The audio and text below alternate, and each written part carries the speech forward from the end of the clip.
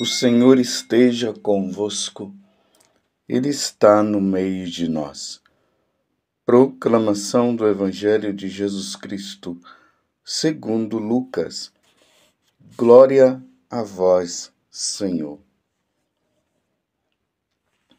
Jesus, vindo a Nazaré, disse ao povo na sinagoga: Em verdade eu vos digo que nenhum profeta é bem recebido em sua pátria. De fato, eu vos digo, no tempo do profeta Elias, quando não choveu durante 3 anos e 6 meses, e houve grande fome em toda a região, havia muitas viúvas em Israel. No entanto, a nenhuma delas foi enviado Elias, senão a uma viúva que vivia em Sarepta, na Sidônia. E no tempo do profeta Eliseu, havia muitos leprosos em Israel. Contudo, nenhum deles foi curado, mas sim Naamã, o sírio. Quando ouviram estas palavras de Jesus, todos na sinagoga ficaram furiosos. Levantaram-se e o expulsaram da cidade. Levaram-no até ao alto do monte sobre o qual a cidade estava construída, com a intenção de lançá-lo no precipício. Jesus, porém, passando pelo meio deles, continuou o seu caminho. Palavra da salvação. Glória a vós, Senhor. Meus irmãos e minhas irmãs, continuamos neste tempo da Quaresma. Entramos agora na terceira semana. Hoje, segunda-feira. Ontem tivemos a oportunidade de ouvir a samaritana que, ouvindo Jesus, ela reage e se converte. Mulher que vivia como uma prostituta. Mas diante de Jesus ela fala que ela não tinha marido.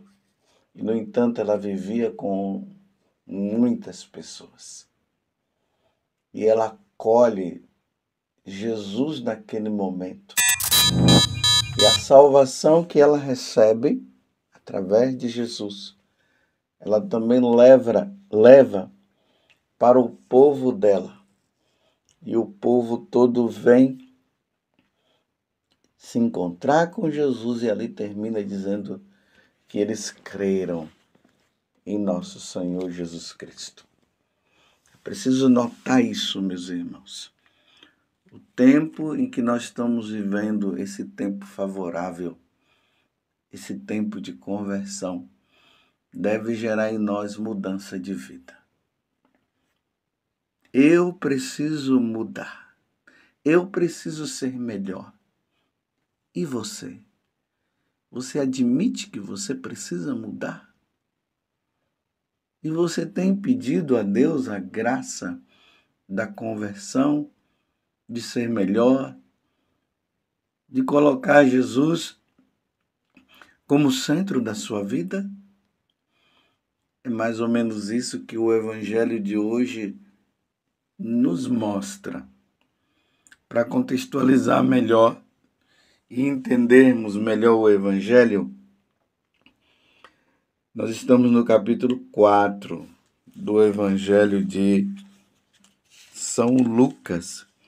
Lembremos que alguns versículos anteriores nós vemos Jesus indo para o Rio Jordão, onde ele foi batizado.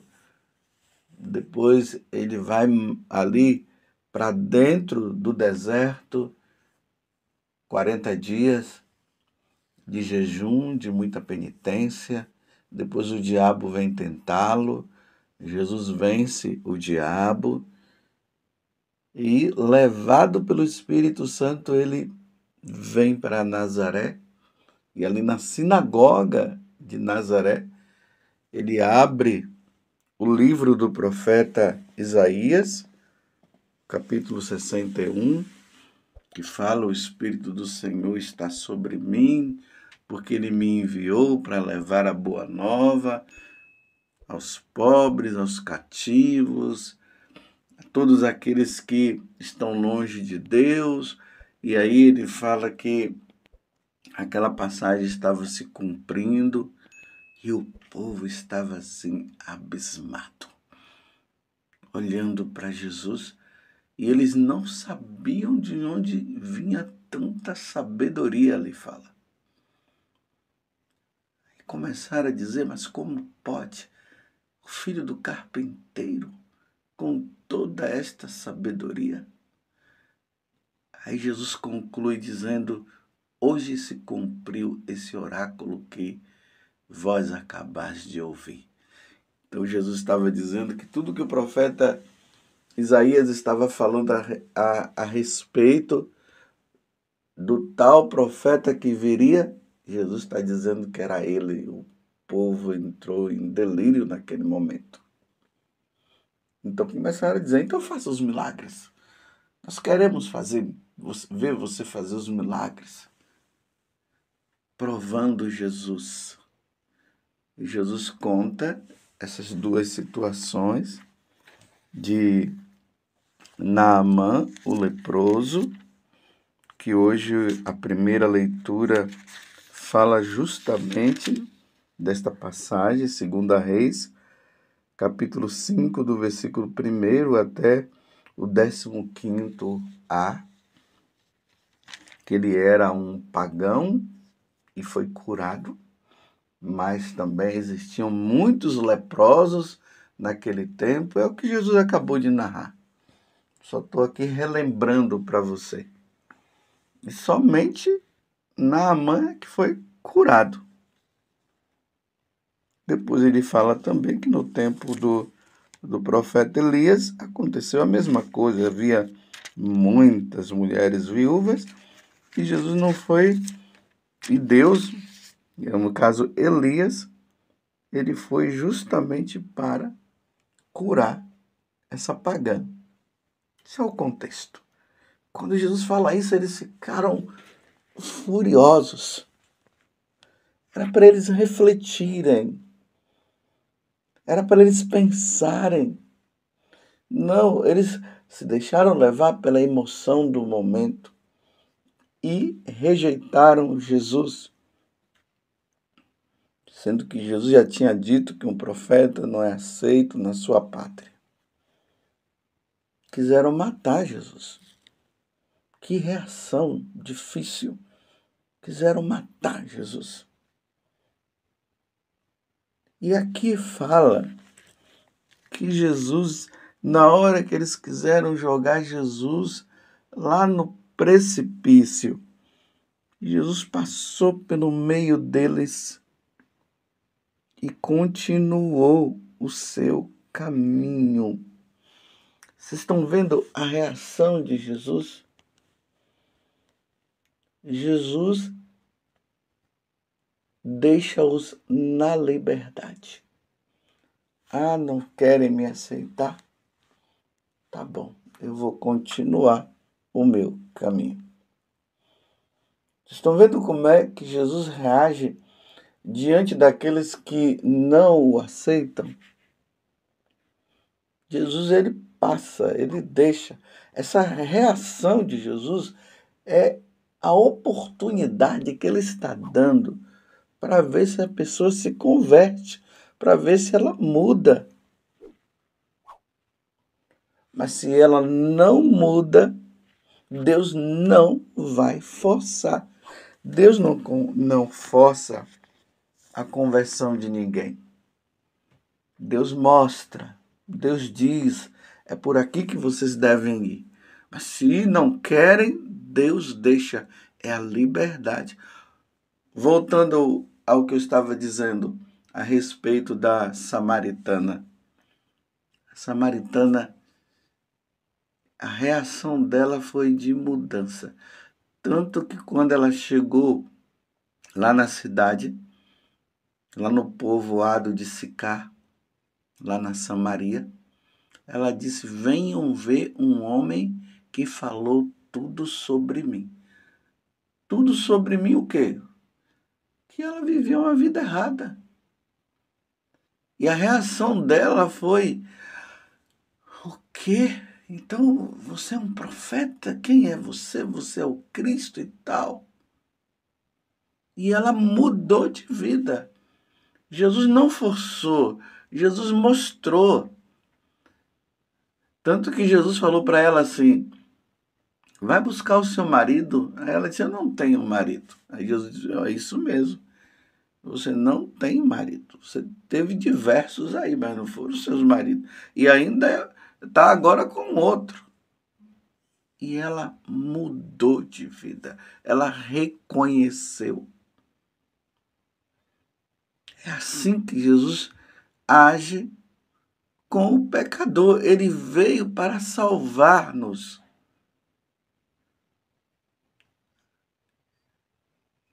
Você compreendeu? Eu dei essa paradinha para você pensar. Ele veio para salvar-nos. Ele veio para nos tirar do lamaçal, do pecado. Mas se a pessoa não quer, ele deixa. Agora, lembrando bem de uma coisa, meus irmãos. Aqueles que não querem, ele também avisou. Aqueles que não querem não se salvarão. Aqueles que não querem, que não quererem, que não aceitarem Jesus como Senhor, serão condenados ao fogo eterno. E é Jesus que fala isso, não sou eu que estou falando, é Jesus que fala. Quando ele vier na sua glória, ele vai separar. As ovelhas vão ficar do lado direito, os cabritos, aqueles que o rejeitam, ficarão do lado esquerdo. Mas aqui é interessante que Lucas começa a mostrar que aqueles que deveriam também se converter não quiseram. Então Jesus continua o seu caminho e vai em busca então dos outros que querem. E aí quando ele vai para Cafarnaum, lá em Cafarnaum, as pessoas o aceitam. Então há também uma esperança que aqueles que não querem saber, aqueles que não ouviram falar dele, poderão se converter, irão se converter. Mas pode acontecer também que aqueles que já deveriam estar com ele, por serem o povo escolhido, não abrirem o coração. Olhemos hoje, meus irmãos, para a igreja. Olha como as coisas estão caminhando. Aqueles que haviam aceitado Jesus, agora estão rejeitando Jesus, estão colocando Jesus de lado. Olha como o mundo está hoje. Essas chamadas ideologias de gênero, essa questão da aprovação do aborto, onde Deus disse: não matarás. Os homens se matando e matando uns aos outros. Os homens cometendo todo tipo de sacrilégio, entrando nas igrejas, profanando as igrejas. As leis já não são leis conforme a lei divina. As leis civis são leis contra a lei divina. As leis que estão sendo criadas para se rejeitar Deus, para perseguir os católicos. E o mundo está assim. Mas vocês estão vendo alguma reação de Deus? Deus está reagindo?